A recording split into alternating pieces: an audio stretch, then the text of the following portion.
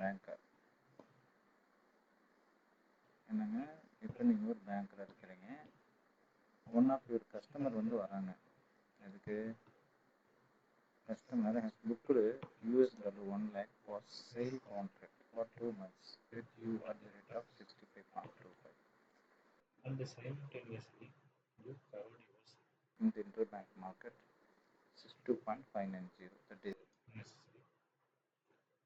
However, on due date. After 2 months, your customers. However, on due date, after 2 months, your customer comes to you and requests cancellation for contract and also request for extension of contract by 1 month. On this date, quotation for US dollar in the market was as follows. Spot and forward. Determine the extension charges payable by the customers assuming exchange margin of 0.1% of buying as well as selling. See, என்ன சொல்றாங்கன்னா, suppose உங்கள் பேங்க்கு, suppose you are bank, நீங்கள் தான் பேங்க்கு, உங்கள் customer வந்து book பண்ணிக்கிறாங்க 1 லட்ச ரூபா forward sale contract for 2 months with you at the rate of 65.52. And simultaneously you covered yourself in the bank. However, on due date, after 2 months, your customer comes to you and request for cancellation of the contract and also request for extension. Due date 2 மாதம் கழிச்சு அன்றைக்கி வரோம். அப்போ நம்ம என்ன பண்ணியிருப்போம்? First எடுத்தோன்னே நல்லா பாருங்க, ஃபுல் ஸ்டோரி சொல்கிறேன். கஸ்டமர் வந்து எக்ஸ்போர்ட்டரா, அவன் என்ன பண்ணுவான்னா, உனக்கு ஃபாரின் வந்து யூஎஸ்டி வருமா, அந்த யூஎஸ்டி வந்து என்ன செய்வான், பேங்க்குக்கு கொடுப்பான். அது பேங்க்கு அதுக்கு ருபீஸ் கொடுக்கும்.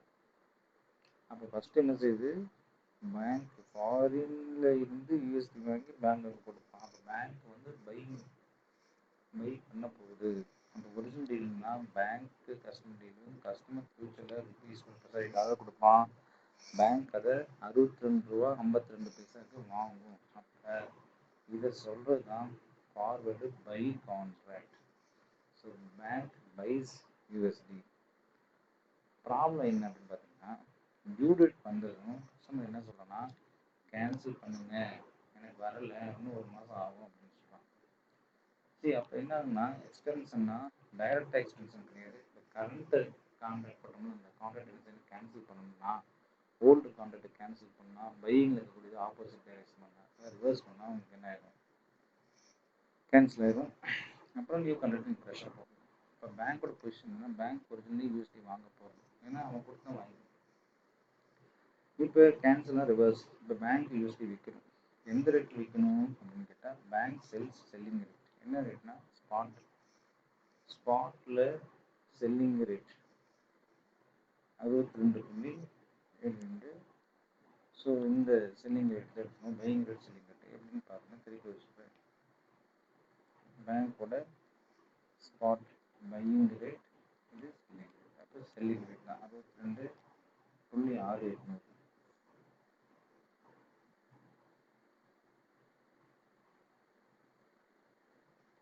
Buying rate selling rate.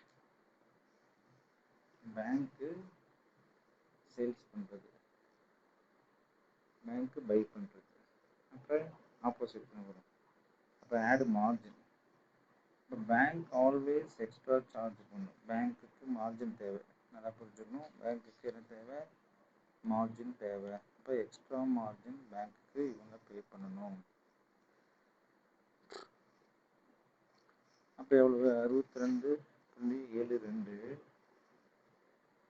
10 ரூபாய் சார்ஜ் பண்ணுச்சுன்னா அப்போ 62.782 பேங்க்கு பைஸ். ஒரிஜினல் கரண்ட் என்றைக்கு நீங்கள் போட்டீங்க, அன்றைக்கி போட்டது எவ்வளவு, 5. இப்போ கேன்சல் ரேட் வந்து 62.825. அப்போ வாட் இஸ் டிஃபரன்ஸு, 62.85 டிஃபரன்ஸ் 0.2. இது போட்டால் 26,250 ரூபா. அப்போ ஒரிஜினலாக சீப்பாக வாங்க போச்சு, இப்போ காஸ்ட்லி விற்க வேண்டியிருக்குது. அப்போ 26,250 ரூபா உங்களுக்கு நட்டம் நட்டம் நட்டம். சரி, புதுசாக வாங்குறாங்களே, அடுத்தது ரீபுக்கிங் பண்ணுங்களே. ரீபுக்கிங்னா எக்ஸ்டென்ஷன் பண்ணுவோம். நியூ சிச்சுவேஷன், கஸ்டமர் இன்னும் 1 மாதம் முடிச்சு என்ன செய்ய போகிறான், அதே யூஎஸ்டி தான் தர போகிறான். So new forward contract. அப்போ பையிங்கா செல்லிங்கன்னா பேங்க்குக்கு பை தான் வாங்க போகுது, அகைன் பேங்க் வாங்க போகுது பையிங் ரேட். அப்போ பைனா பேங்க்கோட பையிங் ரேட் செல்லிங் ரேட் வச்சுக்கோங்க. பேங்க்கோட பையிங் ரேட்டு செல்லிங் ரேட், பேங்க்கோட பையிங் ரேட் என்ன பை தானே.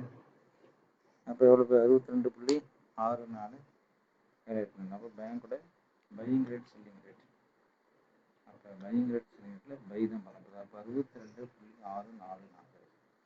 அதுக்கு மார்ஜின் பையிங் ரேட்டு 64 கழிக்கணும். ஏன்னா பர்ச்சேஸ் பண்ணும்பொழுது கூட்டிடக்கூடாது, எச்சா வாங்க போகிறது. பையிங் ரேட்னா அவன் விற்கிறான், கஸ்டமர் வந்து விற்கிறான் போது எது கூட்டக்கூடாது, மார்ஜின் கழிச்சிடணும். கழிச்சா 62.575 வரும். இப்போ இதுதான் கரெக்ட். இது சில பேருக்கு இந்த இடத்துல கொஞ்சம் விளங்காது, நல்லா கவனிக்கணும். Again I tell you, YouTube வந்ததும் நெக்ஸ்ட் கேன்சல் பண்ண சொல்கிறான். ஃபர்ஸ்ட் விச் ரேட்னா பேங்க் ஒரிஜினலி பை கான்ட்ராக்ட், கேன்சல்னா செல் பண்ணணும். பேங்க்கோட செல்லிங் ரேட் யூஸ் பண்ணணும்னு சொல்கிறாங்க. இப்போ செல்லிங் ரேட்டு என்ன அப்படின்னு கேட்டிங்கன்னா, பேங்க்கு பையிங் ரேட்டு செல்லிங் ரேட். ஆனால் பையிங் ரேட்டு இப்போ செல்லிங் ரேட். இந்த இடத்துல வந்து பையிங் ரேட்டை விட செல்லிங் ரேட் இந்த ஸ்பாட்டில் கொடுக்கும்போது பார்த்தீங்கன்னா தப்பாக கொடுத்துட்டான். என்ன லாஜிக் அப்படின்னா, பையிங் ரேட்டு விட செல்லிங் ரேட் ஆல்வேஸ் அதிகமாக இருக்கணும். இந்த சின்ன லாஜிக் மிஸ்டேக்ஸ் ஆகிடுச்சு. ஏன்னா 62.7 வந்து 62.68 வராது. அப்போ இதுதான் பையிங் ரேட், இதுதான் செல்லிங் ரேட். இப்போ பேங்க் ஆல்வேஸ் லாபம் தான் பார்க்கும். பையிங் ரேட்டோட செல்லிங் ரேட்டு எப்பயுமே நல்லா தான் இருக்கும், எச்சாக தான் இருக்கும்.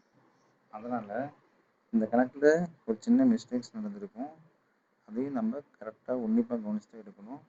ஸோ இப்போ இந்த பையிங் ரேட் செல்லிங் ரேட்னா அதிகமாக கூடி தான் செல்லிங் ரேட்டு, கம்மியாக பையிங் ரேட். அதனால தான் நம்ம 62.72 சேவ் எடுத்துருப்போம். அதுதான் செல்லிங் ரேட்டு. நம்ம முன்னால் கூட்டி தான் செல்லிங் ரேட்டு, பின்னால் கூட்டி பையிங் ரேட்டுன்னு எப்பயுமே எடுத்துக்கொள்ள கூடாது. இந்த கணக்கில் அது ஒரு மிஸ்டேக் பண்ணியிருப்பாங்க. மிஸ்டேக்ஸில் உங்களுக்கு புரிய வைக்கிறதுக்காக. ஸோ அது கரெக்டான ஆன்சர்ஸ். தேங்க்யூ.